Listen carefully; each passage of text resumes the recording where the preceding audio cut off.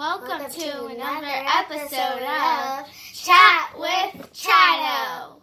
Hey guys, how you doing? It's Jason Ramos with Good Vibes Real Estate Solutions. Welcome to another episode of Chat with Chatto. Thanks for coming out again and observing us on another Wednesday Chat with Chatto episode. Today we wanted to talk a little bit about what to do when you're in a lull, right? When your business is fading, like how to stay strong and how to get past that. Is that something we've ever experienced, Jay? Oh my God, it seems like we go through that every single year. So guys, we've been doing this 6 years, and every single year we hit the peaks and the valleys. So this is not something that's just original to you. You know, some people get the high highs, and some people get the 2 months, 3 months with no deals. It happens. So that's what we want to talk about today. How to keep the momentum going when you're not experiencing a high call volume. So what do we want to talk about right now?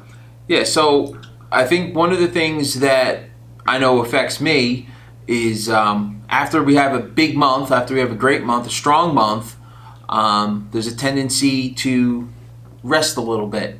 You know, I no longer feel like I need to push. I no longer feel like I need to, no matter what it takes, get the next deal, get the deals done. So for me, that's one thing that I know I struggle with after we have a good month. Yeah, a really good month. So in order to get those big months, you're putting a lot of calls out there. Like you're making calls, you're making offers, you're running around, and then when you finally get that big payday, it's so easy to just say, now I need a break.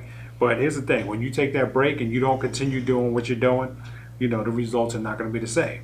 So if you lack on your calls and you lack on your offers, your results are going to be much, much less.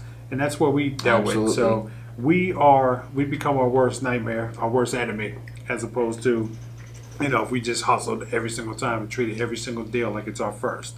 So we want to turn it on the flip side though. So people that are just getting started out, and you've been marketing like crazy, you've been making calls like crazy, and you got zero traction happening. What do you do then? So some people. So you're talking about before they even get their first paycheck? Yeah, before you even get your first deal. Like, this is another thing that we deal with all the time. We have a lot of people that come to our meetups, or they send us questions, and it's like, how do they stay motivated when they go 3 months without making anything happen? Well, I mean, there's really only one reason that you're not getting deals is because you're not making offers. We've had a couple meetups recently. When we have our meetups, we poll the audience, and one of the questions we asked is, how many offers are you making? Who made how many offers? And from the whole room, there's a lot of people who started wholesaling, started to work on getting their first deal, maybe have one deal under their belt, but how many offers did you make? And the numbers were ridiculously low. And then one guy from the back of the room, he's like, yeah, I got 15 offers in. I'm like, really? Right. Wow, there you go. He's got 15 offers in. 15 offers in 1 week, and to top it off, this guy's only doing it on the weekends. So he's doing this thing part-time.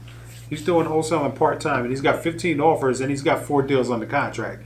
So if you guys are not getting traction and you're not getting any deals happening, how many offers are you making? If you make 0 offers, guess how many contracts you have? Double O. You got nothing. So 0.0. That's one of the things that we really have to hit home in our business. We have reps on the phone doing calls for us, and it's like, how many calls are you making per day? How many offers are you making per day? And if they're out of alignment or they're very low, then the results are very low too. If we don't have any contracts, right away without even looking that they aren't making any offers. Absolutely. Now that's something called KPI, key performance indicators. And the biggest things that we look at our business are, number one, how many calls is the acquisition rep making, and how many offers, like calls and offers. They kind of go hand in hand.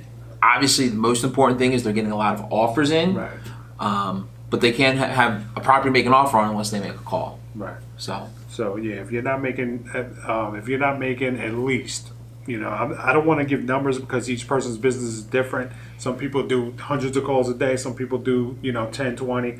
But for us in our business, you got to make at least 40, 50 calls a day, which means you're only going to talk to about 5 or 6 people. So, a lot of the people that we, call, we're getting answering machines, or, call us back later, that type of thing. So you got to stay active. You got to be calling people every single day. And if you notice when you're calling people in the morning, they're not answering, Why don't you switch it up and call them in the afternoon? Maybe they're at work. Yep. And, so that's what you want to do. You just want to switch it up. But calls and offers, guys, if you're not doing it, you're missing out, and your business is going to suffer for it.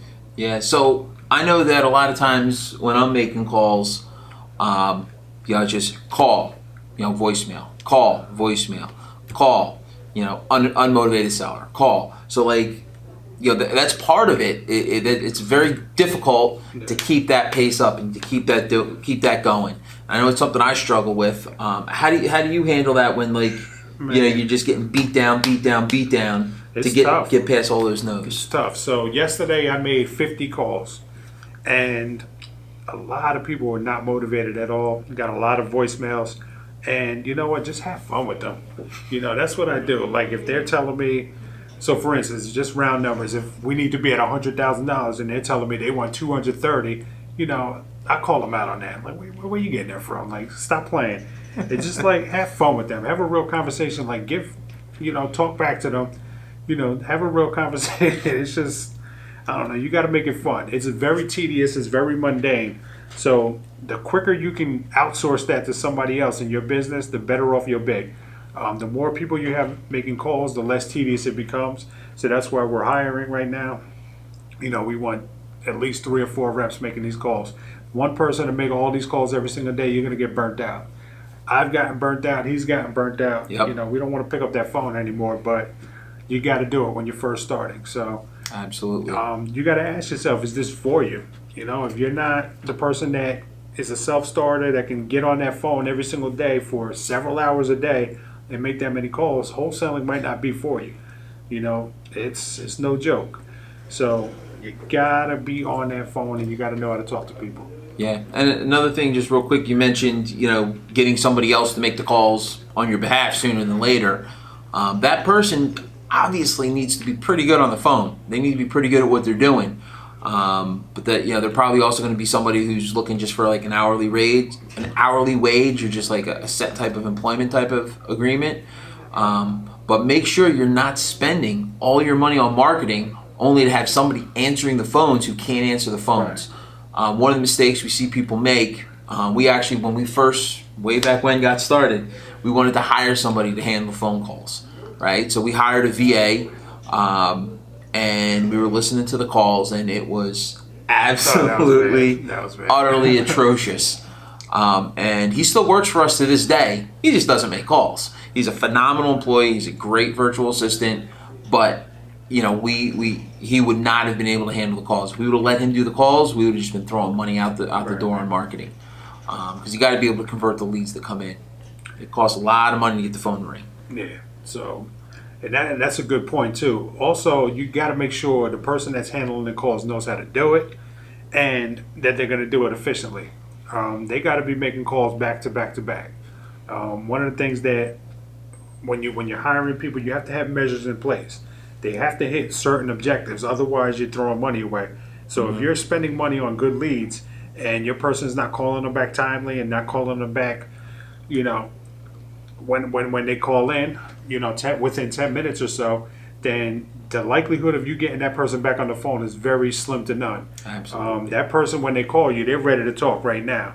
So if you don't call them back very shortly after, you might not ever see them again. And we've dealt with that in the past too. We got people that, they called us and we tried to call them 7-8 times and still haven't gotten back on the phone. So that's money wasted. Absolutely. So cool. So hopefully that helps you guys. Hopefully, you got to take action. And for me, I know one of the big things is when I'm stuck and I need to move forward, I need to get out of my head and get into action. So just taking that action goes a long way. Just getting out of my head and just starting is phenomenal. So keep that in mind. Again, we'd love to hear from you.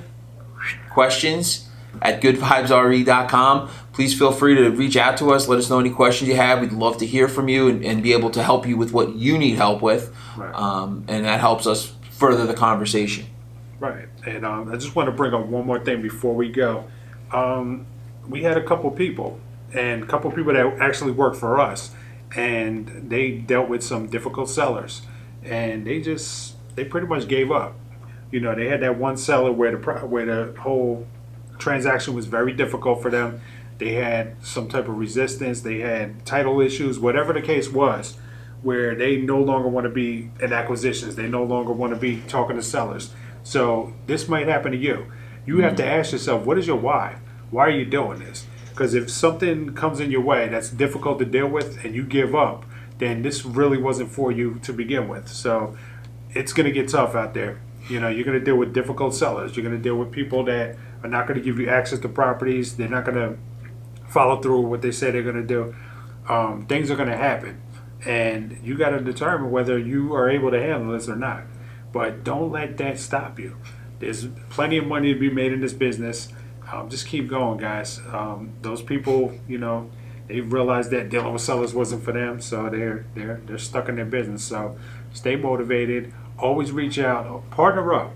You know, one of the things that we do very well is, you know, when he's in a rut or I'm in a rut, we get each other out quickly, because we know one person in a rut, the energy that you bring into that office and into the environment destroys the whole business. So find somebody that's like-minded with you and just talk to them, and they'll get you out of it.